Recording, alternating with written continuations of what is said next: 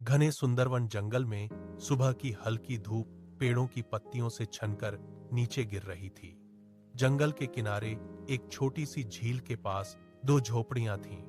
एक में रहती थी मीरा बंदरिया और दूसरी में उसकी सबसे प्यारी सहेली गौरी हिरनी। दोनों की दोस्ती पूरे जंगल में मिसाल मानी जाती थी।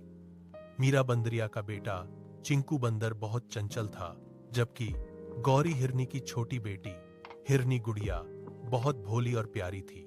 हर सुबह दोनों बच्चे साथ खेलते, झील किनारे दौड़ लगाते और पेड़ों से फल तोड़ते थे।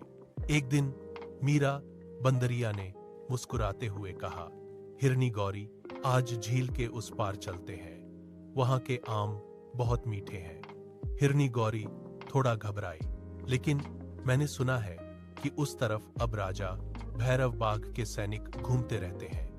डरने की जरूरत नहीं, मीरा बंदरिया बोली, हम जल्दी लौट आएंगे।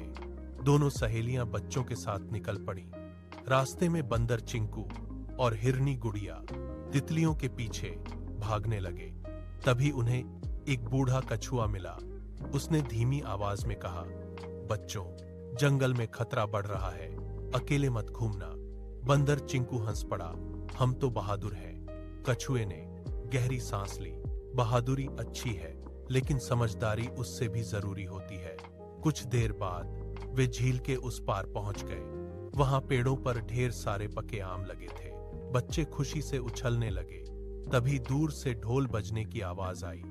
जंगल में घोषणा हो रही थी, सुनो जंगल वासियों, राजा भैरव बाघ का आदेश है कि अब जंगल का सारा फल और पानी पहले राजमहल में जाएगा।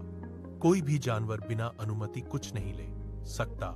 यह सुनते ही सभी छोटे जानवर डर गए। हिरनी गौरी ने धीरे से कहा, अगर ऐसा हुआ तो हमारे बच्चों के लिए खाना कहां से आएगा।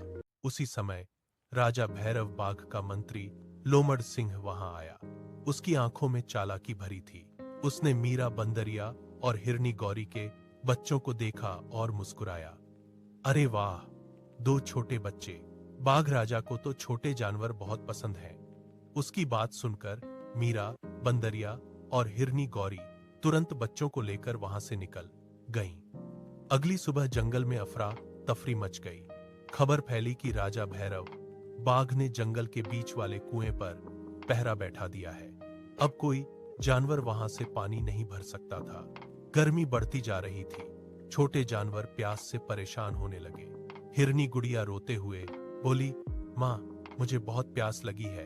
हिरनी गौरी की आंखों में आंसू आ गए। तभी बंदर चिंकू बोला, मैं पानी लेकर आता हूं।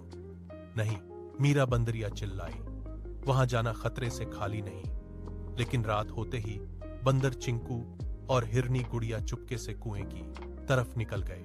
उन्होंने सोचा, थोड़ा सा पानी ले आएंगे तो किसी को पता नहीं चलेगा। दोनों जैसे ही कुएं के पास पहुंचे, सैनिक लकड़बग्घों ने उन्हें पकड़ लिया। वाह, बाघ राजा के लिए अच्छे कैदी मिल गए, एक सैनिक हंसते हुए बोला। उधर जब मीरा बंदरिया और हिरनी गौरी को बच्चों के गायब होने का पता चला तो उनके पैरों तले जमीन खिसक गई। दोनों बच्चों को खोजते खोजते महल के पास पहुंची। वहां उन्होंने देखा कि बंदर चिंकू और हिरनी गुड़िया पिंजरे में बंद है। मीरा बंदरिया हाथ जोड़कर बोली, बाघ महाराज, बच्चों को छोड़ दीजिए। उनसे कोई गलती हो गई हो तो हमें सजा दीजिए। बाघ राजा भैरव जोर से हंसा, जंगल में वही रहेगा जो ताकतवर है, कमजोरों की यहां कोई जगह नहीं। मीरा बंदरिया और गौरी हिरनी दोनों सहेलियां रोती हुई वापस लौट आईं। तभी रास्ते में उन्हें जंगल का बूढ़ा हाथी दादा मिला। उसने सारी बात सुनी और बोला, बाघ राजा भैरव ताकतवर जरूर है, लेकिन उसकी एक कमजोरी है। क्या कमजोरी? गौरी हिरनी ने पूछा। उसे अपनी ताकत पर बहुत घमंड है। अगर पूरा जंगल एक साथ खड़ा हो जाए तो वह हार जाएगा। अगले दिन मीरा बंदरिया और गौरी हिरनी ने जंगल के सभी जानवरों को इकट्ठा किया।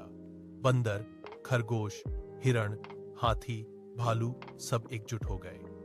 जब बाघ राजा भैरव बच्चों को डराने महल से बाहर आया, तभी पूरे जंगल में आवाज गूंज उठी, अन्याय बंद करो। सैकड़ों जानवरों को एक साथ देखकर राजा घबरा गया। हाथी दादा आगे बढ़े और बोले, राजा, वह होता है जो अपनी प्रजा की रक्षा करे, ना कि उन्हें डरा कर रखे। बाघ भैरव समझ गया कि अब उसका डर खत्म हो चुका है। उसने तुरंत चिंकू और गुड़िया हिरनी को आजाद कर दिया। दोनों बच्चे दौड़कर अपनी मानों से लिपट गए। पूरे जंगल में खुशी छा गई। उस दिन के बाद जंगल में नया नियम बना, ताकत से बड़ा प्रेम और एकता होती है। और मीरा बंदरिया, गौरी हिरनी, बंदर चिंकू और गुड़िया हिरनी फिर से खुशी खुशी रहने लगे।